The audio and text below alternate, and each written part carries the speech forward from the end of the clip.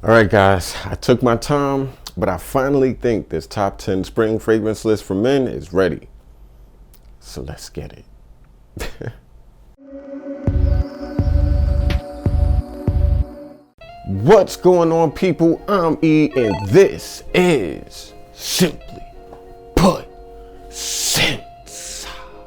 On this channel, I talk about some of the best and worst fragrances on the market, and at the end of the day, I hope you smell your best while saving you time and money. So do hit that subscribe button because I do these videos weekly and I love what I do. But anyway, in the spring, it rains more than normal, temps are moderate, and there are some really good fragrances that fit this time of year like a hand in a glove. I mean, you can always wear what you want, but knowing when it makes sense to wear your fragrances is just as important to one's style as the clothes you wear. You switch up your look according to the weather, and you should also see your fragrances the same way. So let's keep it fly, fellas, and let's get into the spring list. By the way, I don't know if you guys see this sweatshirt, but you could pick it up at SimplyPutScents.com. Hoodies, t-shirts, whatever, you know. Support the channel. Check out SimplyPutScents.com. Get your Simply Put merch.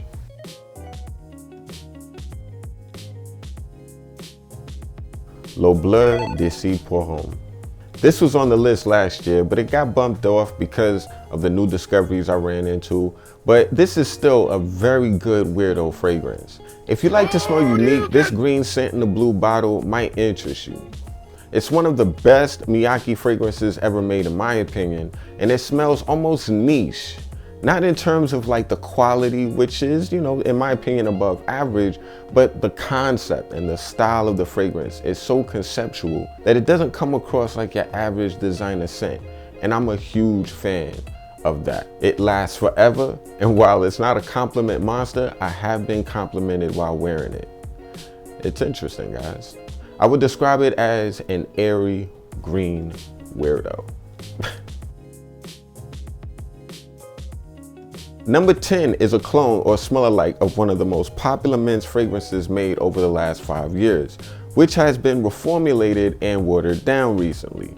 From the house of English laundry, Oxford Bleue. The words I'd use to describe it, less minty Eros. Yep.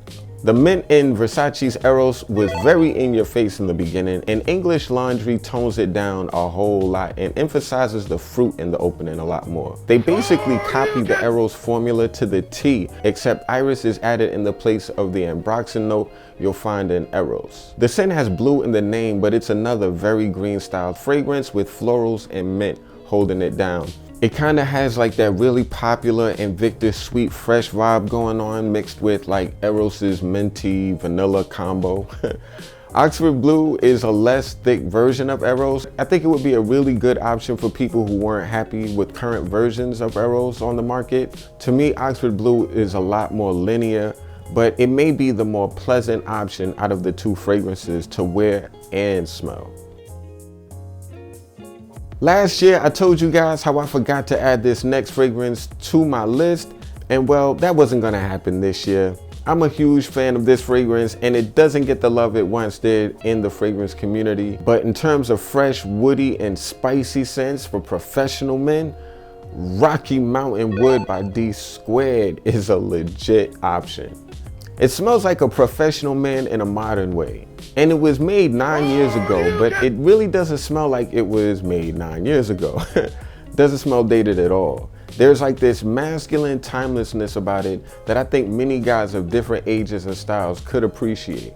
The main notes in this fragrance, violet, pepper, and woods. And it really comes across almost soapy, but not in like a body wash, kitty kind of way by any means. The next fragrance is for those compliment hounds out there who love to be noticed and be told how good you smell. From the house of Choo, man, intense. Now this scent right here is a huge improvement on the original Choo. I say it all the time. Now to the more experienced nose, this will be another mass market, sweet Tonka heavy, freshy, in the vein of like Invictus Acqua. And I think they'd be right, but so what? A more fair interpretation may be that out of the mass market, Tonka heavy, fresh, sweet scents out there, Jimmy Choo Men Intense may be one of the best options you can find right now. It's more of a cold weather Jimmy Choo Man, or a nighttime version of the original. It lasts 6 to 7 hours, and for the first 3 hours, you will really smell appealing to many people around you, whether they say so or not. I describe this fragrance as dark but fresh. Of all the sweet freshies out there, this may be another great option for you if you're into that sort of thing, especially if you like them with some strength to them. From the house of Rasasi, Hawas. Hawas is one of those really versatile, fresh fragrances. You could wear it all year practically, though I'd only wear it at nighttime during the summer. It smells like what Invictus Acqua would smell like if it were made for the evening. There's like a cologne aspect to the fragrance that I think could annoy some people in the beginning, but overall it's very easy to wear and appreciate, especially when you smell it in the air. It can come across somewhat chemical if you smell it too close when it's really pumping, but people around you, they won't really catch that. They will only smell the huge, awesome bubble which surrounds you, and it will really surround you when you wear Hawas. You'll be a walk-in cloud if you spray too much of this fragrance, so take that into consideration. I would describe this fragrance as an improved Invictus. Yeah. For professional men who like inoffensive scents that won't choke people out or disrupt professional environments, a great option for you is Prada L'Homme.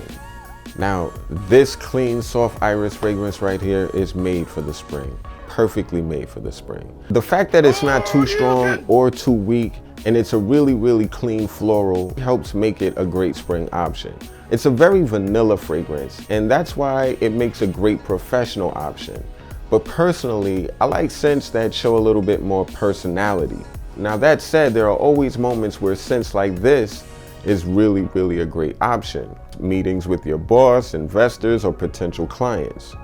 This scent is best described as classy made modern. Now to me, this next scent is a little too full to wear in the summer, so it's getting on this spring list for the second year in a row from the house of Mugler, Ultra Zest. The reason why I consider this fragrance a spring fragrance is because of the way it performs. It's not really strong enough to be worn in the winter, and it's too sweet and thick in the dry down for a traditional summer option. So that weirdo tweener status of this scent makes it a really good spring scent in my opinion. It perfectly complements the moderate weather in the spring. It's another huge compliment getting scent, and it's one of the best Amen flankers in my opinion. It's for sure the best option out of the entire Amen line of fragrances for more moderate weather. Most Amen fragrances are more like fall or winter style scents, so yeah. It's pretty much Amen in the dry down with blood orange, tangerine, and ginger in the opening. But when the patchouli, vanilla, and coffee notes come into the picture, it gets really creamy. The 3 words I would use to describe this one: fruitiest Amen fragrance. The next scent is one of my favorite fragrance releases of last year from the house of John Varvatos, Artisan Pure. Finally, Varvatos made a freshie that projects more than an hour. I believe Varvatos really prefers that his scents do not fill up a room. I don't have issues with scents that do personally, but clearly Johnny V does. But the John Varvatos aesthetic is masculine and rugged, and a rugged man probably wouldn't want to blow up a room with this fragrance. So a Varvatos fragrance really does fit the Varvatos aesthetic. The cool thing about Artisan Pure though is I can get a good 6 to 7 hours out of it, and like I said, from the house of Varvatos, that is a shock, but a welcome, pleasant surprise. Like, Artisan Pure is the perfect out of the shower fragrance in my opinion, and it again reminds me of Pure Cologne by Creed, which is an over $500 fragrance. It also reminds me of Tom Ford's Neroli Portofino, which kind of makes sense because Rodrigo Flores Ro, the perfumer behind Neroli Portofino, also was the nose behind Varvatos's Artisan Pure and every other Varvatos fragrance. I would describe Artisan Pure as clean, masculine, and soapy. It's a major gem in my book. One of the best conceptual scents ever made by a designer brand would have to be the great Debbie Downer of the men's designer fragrance game.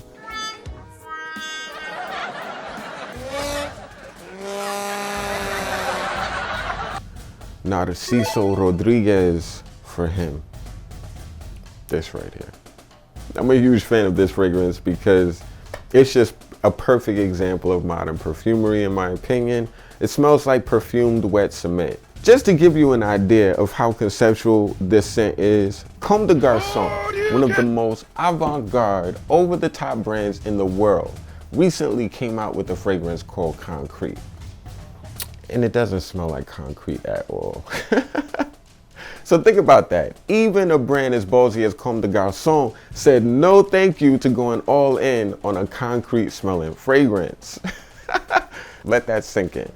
For him, it's a very, very good performing masculine scent with an almost sad vibe to it. You know, it's really, really emo.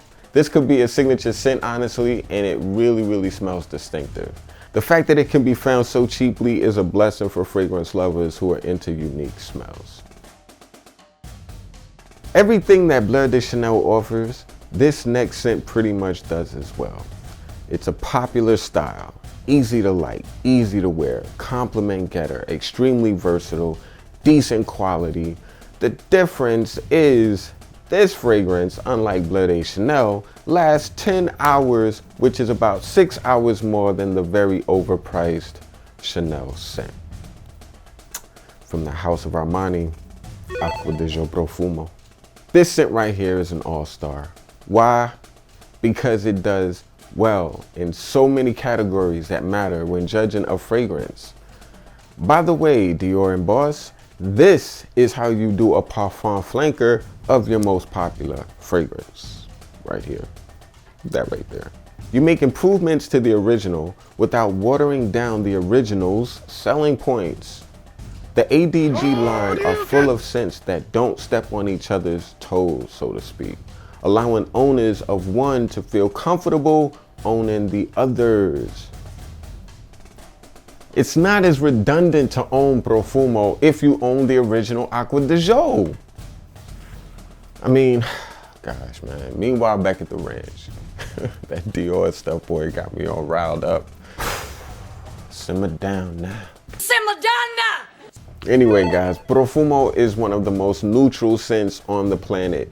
It's like the dark blue jeans of the fragrance world, and it's a must-have if you have a small collection, or you want to keep it that way, or you like fragrances that you could wear all year round for any reason.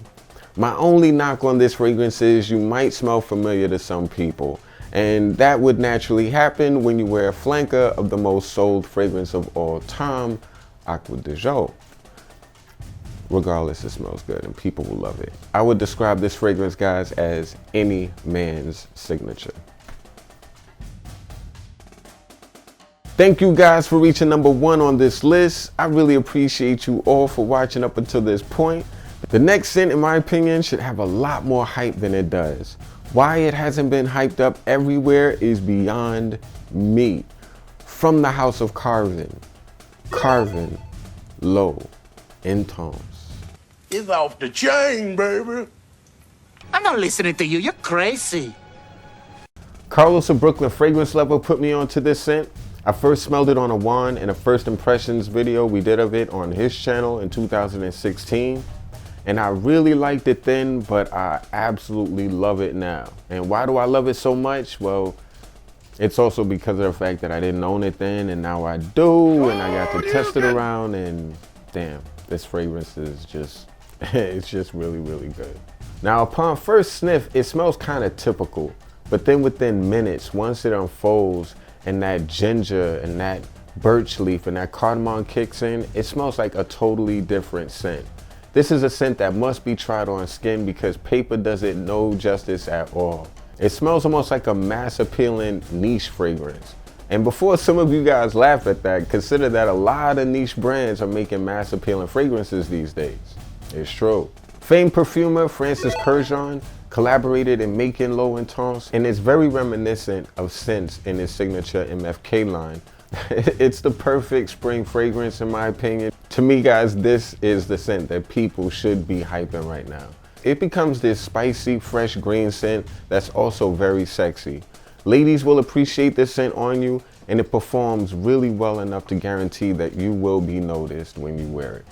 So guys, those were my top 10 best designer spring fragrances for men. I'm really curious what your top spring options are. Comment down below and put me on. Let me know your thoughts on this list. And like this video if you think it deserves it. Oh yeah, and of course, subscribe to Simply Put Scents if you haven't already. You know, I value all of you guys and I really work hard for you. So thanks again, my squad, for watching. I'm E, and this is Simply Put Scents. And I'm Simply O-U-T. Peace. Today I'm doing an unboxing of a fragrance that I'm so excited to get into and unbox right now. It's from the house of Christian Dior, and you guys already know it's the new Dior Sauvage Eau de Parfum.